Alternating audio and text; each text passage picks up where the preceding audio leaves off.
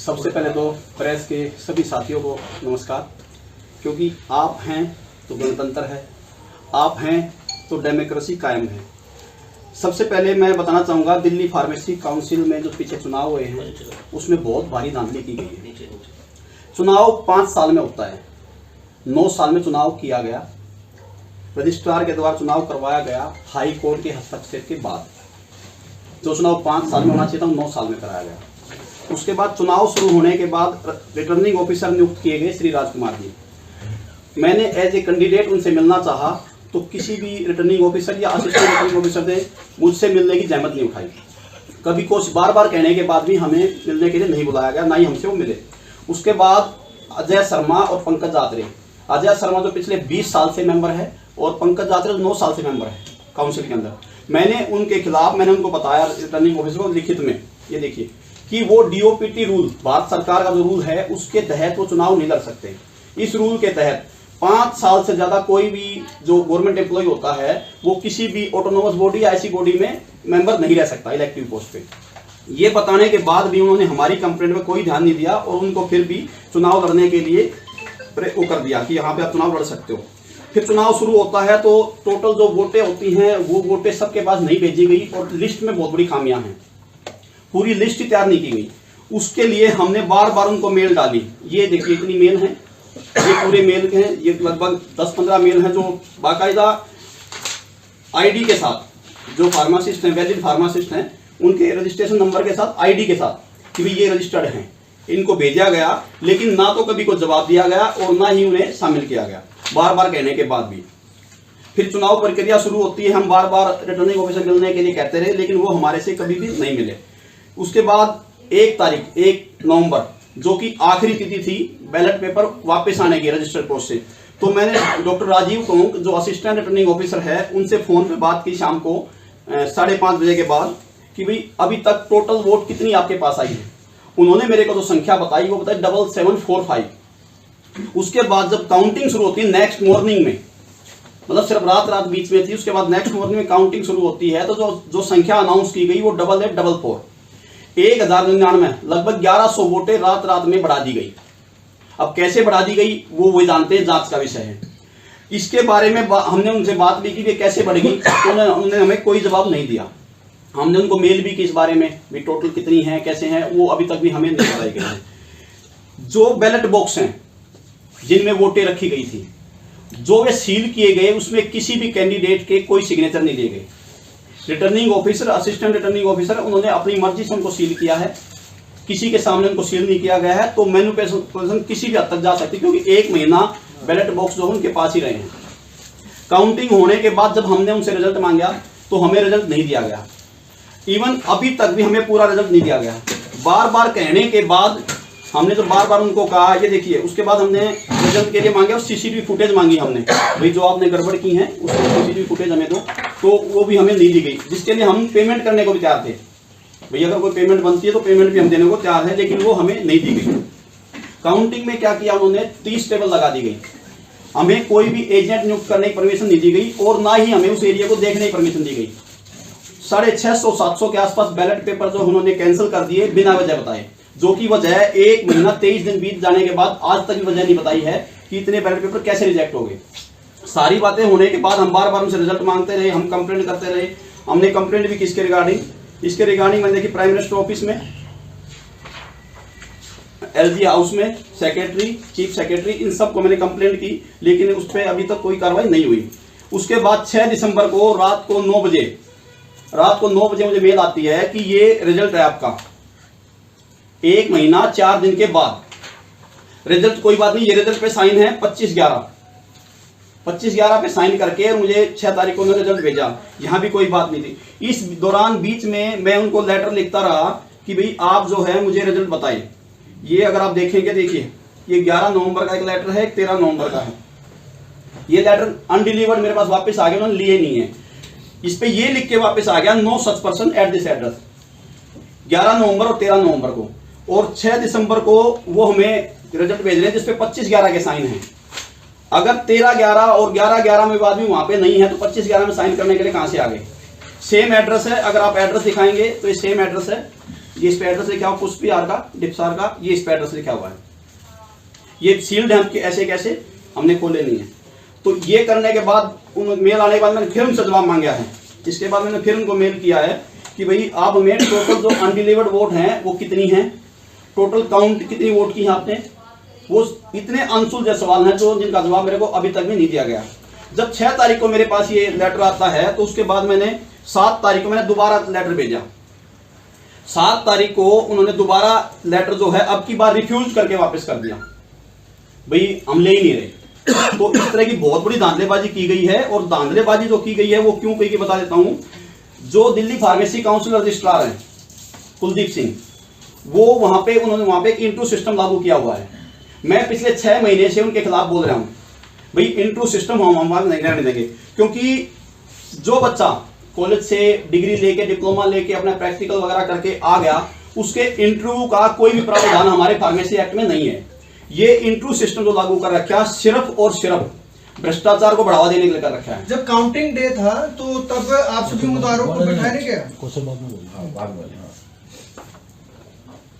क्या पूछ रहे आप? काउंटिंग डे हुआ था तब आपको सभी को बिठाने का, जितने भी उम्मीदवार थे? नहीं, हमें बिठाया गया, लेकिन बहुत दूर बिठाया गया। इवन हमारे फोन बंद करा दिए गए और रजिस्ट्रार और काउंटिंग ऑफिसर जितने लगभग 90 के आसपास काउंटिंग ऑफिसर थे, सबके पास फोन थे।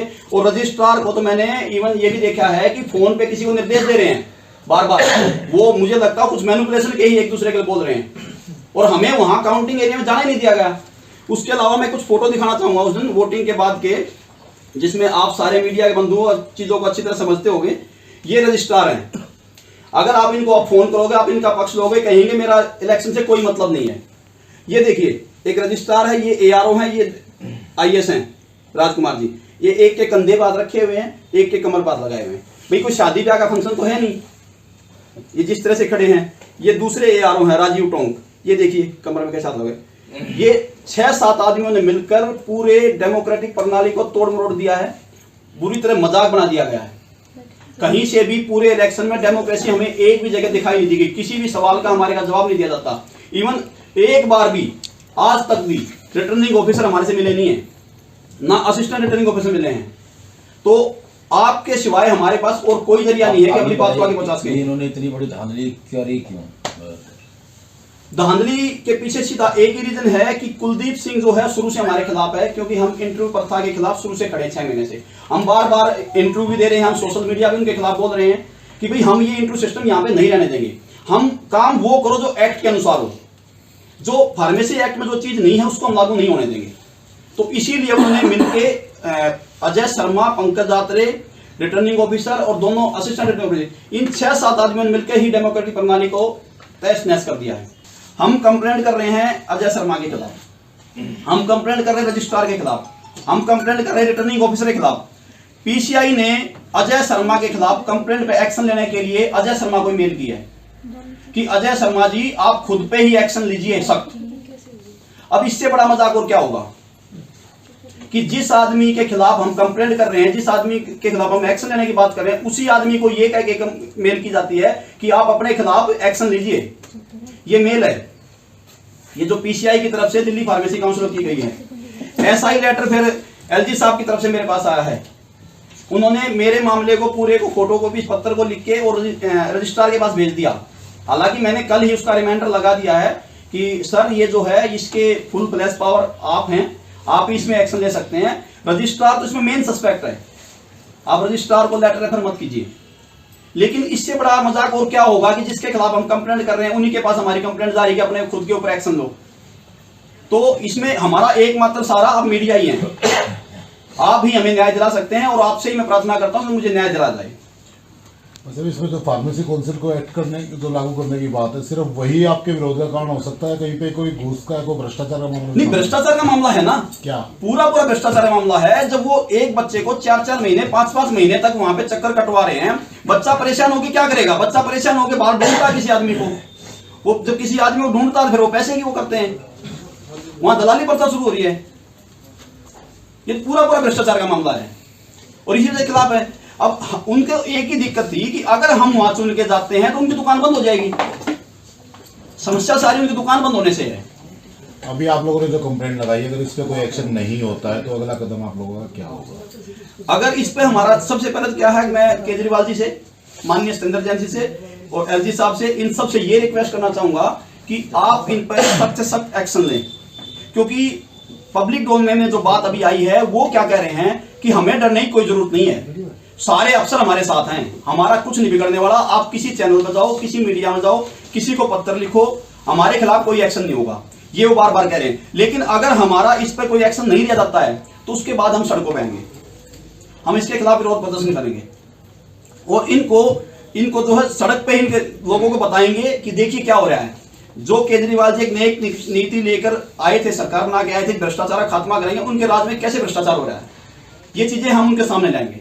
पहले तो मैं आप सब भाइयों का धन्यवाद करना चाहता हूं जो आपने ये अच्छी मुहिम स्टार्ट की है, हमारी बात पूरी पब्लिक तक, पूरे इंडिया में आप ये मैसेज जाएगा। मैं खुद फार्मासिस्ट नवीन कुमार कंटेस्टेंट था इसमें, मेरा खुद का बैलेट ही नहीं आया मेरे घर पे, तो वो कहाँ गया? जब मैं खुद बैलेट लेने के लिए 4-4 घंटे लाइन में जाके लगाऊंगा, एक दिल्ली के कोने से दूसरे दिल्ली कोने में जाऊंगा, मैं चुनाव के लिए कहाँ मैं जाऊंगा अपना, और मेरा ही छोड़ो और भी कंटेस्टेंट थे उनका भी नहीं आया, एक संदीप कुमार थे उनका भी नहीं पहुंचा, तो इतनी मेल करनी पड़ी, इतना मैसेज करने पड़े, जाके कोई सुनवाई नहीं है। तो आप बताइए कि कैसे ही इसको फेयर मान सकते हैं? होता ये कि आप लोग, पैसे की कमी नहीं है दिल्ली फार्मेसी काउंसिल के पास, तो आप पूरे जोन वाइज कोई सिस्टम बनाते, जाके बूथ बनाते, बूथ में जाके फार्मासिस्ट वहाँ पे अपना वोट कास्ट करते हैं, लेकिन ऐसा कोई सिस्टम नहीं है। सत्ता से पैसा और पैसे से सत्ता का खेल हो रहा है। आज हमारे को कहने की जरूरत नहीं थी, हम भी हार के बैठ गए, कोई बात नहीं, लेकिन नहीं, आगे आने वाले मैसेज कैसे जाएगा? पूरे ऑल ओवर इंडिया में ये मैसेज जाना चाहिए कि ये सिस्टम ठीक नहीं है। क्यों ऐसा हो रहा है, किस लिए ये दिल्ली फार्मेसी काउंसिल बैठी है? फार्मासिस्टों की पूरी गत बनी हुई है, इस टाइम पे बुरा हाल है, लोग मर रहे हैं, कोई मतलब नहीं है। आप जाके देखिए हॉस्पिटलों में, नर्सिंग होमों में, कहीं भी चले जाइए, फार्मासिस्ट नीचे तबके पे लगा दिया गया है। इनकी जिम्मेवारी बनती थी, क्या इनकी जिम्मेवारी नहीं थी? क्या सिर्फ 17,000 ही फार्मासिस्ट पूरी दिल्ली के अंदर है? 40 से 45,000 फार्मासिस्ट दिल्ली के अंदर है। क्या इनकी जिम्मेवारी नहीं थी कि सबको बैलेट दिया जाए? क्यों नहीं दिया जाए? किसकी जिम्मेवारी थी ये? इन्हीं की जिम्मेवारी बनती थी। क्या 17,000 को बैलेट भेजा ये कहते हैं, उनका हिसाब तो बताते कि कितने वापिस आए, कहाँ रखे गए, क्यों कैंसिल किए? एक आदमी अगर बैलेट खोल के उससे गलती से लिफाफा फट गया होगा तो उसने टेप लगा दी, उसको भी साइड लगा दिया गया। इन्होंने किससे पूछा? क्या कंटेस्टेंट से पूछा गया कि इसको वैलिड माने के ना माने? नहीं, अपनी मर्जी से किए गए। 17,000 वोटर्स में से 7,000 वोट आए हैं। क्या पैसे की कमी है? आप लोग किसी को बैलेट भेज रहे हो, बैलेट मेरे पास आया, मेरे पास इतना टाइम नहीं है, मैं इसको रजिस्टर करवा के मैं डाकखाने में जाऊंगा, मैं डाल के आऊंगा। आप सिस्टम ऐसा बनाते ना, सिस्टम बनाना नहीं चाहते, क्योंकि ये पूरे 20 साल से, मैं आपको दिखाता हूँ, ये टीमें बनाई गई। ये टीम है एक, ये इन्होंने अपनी टीम बनाई, ये 3 लोग 6 लोगों की 5 टीमें थी। हमारी एक टीम था, पैनल था हमारा, हम 6 लोगों का पैनल था, इन्होंने 6 का पैनल बनाया, ये 5 पैनल बनाए गए ऐसे। तो ये how it can be possible कि 3 लोग ये जीत गए, 3 लोग ये जीत गए? कैसे पॉसिबल हो सकता है ये? आप देखिए, हमारी 6 की 6 थी, हमारे आप वोट उठा के देख लिए, 7 नंबर से 13 नंबर तक, 12 नंबर तक हमारे ही लोगों के वोट ऊपर है। इनके कैसे 3 मैनिपुलेशन हुई है, सारी की सारी सिस्टम में धांधली हुई है। इसकी निष्पक्ष जांच, जैसे भाई साहब ने बोला, सुशील जी ने, कि एक सेशन जज से करवाई जाए। और ये देखिए, ये केमिस्ट एसोसिएशन है, 6 लोग हैं, 3 इधर से आ जाते, 3 इधर से। ऐसा क्या है जो आप लोग सत्ता छोड़ना नहीं चाहते? अगर आप काम करते तो आप 6 के 6 वही के वही दोबारा से आ जाते। क्यों नहीं काम हुए? ये 40 से 45,000 फार्मेसी दिल्ली के अंदर है। अगर कोरोना का टाइम था, आप लोगों ने, जिम्मेवारी उनकी बनती थी कि कोई बात नहीं, वोटिंग राइट किस लिए हटा रहे हो आप उनका? अगर मेरा रजिस्ट्रेशन आज डिले हो गया, सोच करो मैं नहीं जा पाया, वो कोरोना का टाइम था, गवर्नमेंट ने भी रिलैक्सेशन दी है, आप उनको रिलैक्सेशन दे, कोई बात नहीं, वोटिंग राइट तो दो ना उनको। आपने काम नहीं किए, आपको दिख रहा है कि लोग हमारे को पकड़ के मारेंगे कि हम काम नहीं कर रहे और हमारी ऐसी तैसी हो जाएगी। तो ये इनका सिस्टम था। रजिस्ट्रेशन कराने के अलावा और क्या काम होता है?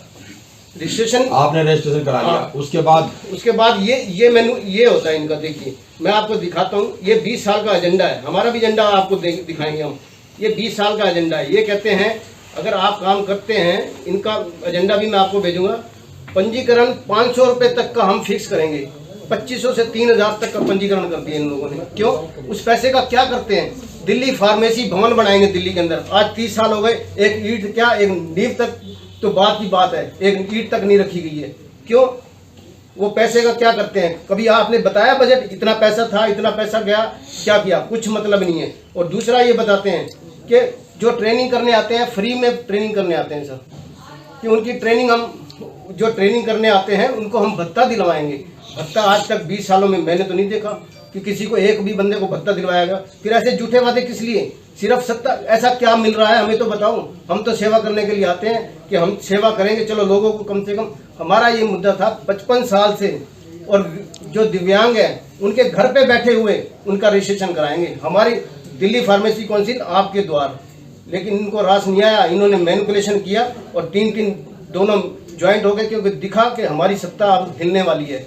भाई साहब ने इतना कुछ कह दिया है तो दाल में कुछ काला है। सर्वप्रथम आप सभी मीडिया कर्मियों का बहुत बहुत धन्यवाद, जिसने इतने संवेदनशील मुद्दे को सरकार के सामने तक रखने का हमारा जो प्रयत्न है उसको आगे बढ़ाने का प्रयास करा। आप सभी का जो मैं आप सभी को चुनाव के दौरान कुछ पैनल बनाए गए थे, लगभग 5 पैनल थे, जिसके अंदर ये कुछ दिल्ली सरकार से 6 लोग इकट्ठे एक पैनल के रूप में कंटेस्ट कर रहे थे।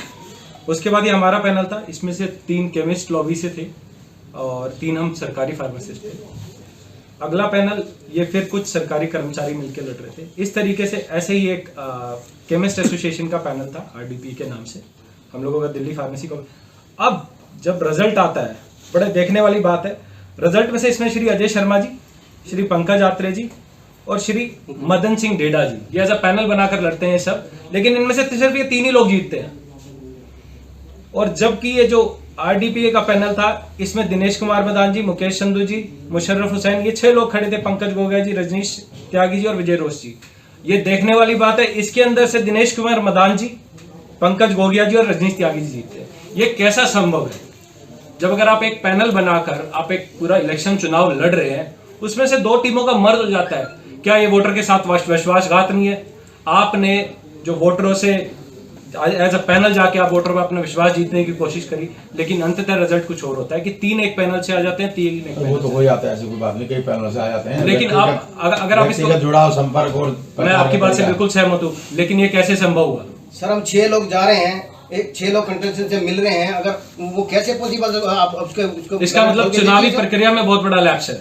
मैं वही बार-बार उन्होंने अपने टीम के लोगों से चाहते थे उनको उन्होंने जिताया। हाँ बिल्कुल, मतलब ये तब देखो, ये क्लियर स्पष्टीकरण है इस बात का। अगर 5 पैनल लड़ते हैं, उसमें 2 पैनल मिलके आते हैं, वो कैसे संभव हो पाया? या तो वोटें इकट्ठी करी गई है, जो कि चुनावी प्रक्रिया अपने आप में सेंध पहुंचाने वाली बात है। अगर वोटर वोट देता है तो वो 3-3 को नहीं दे रहा है।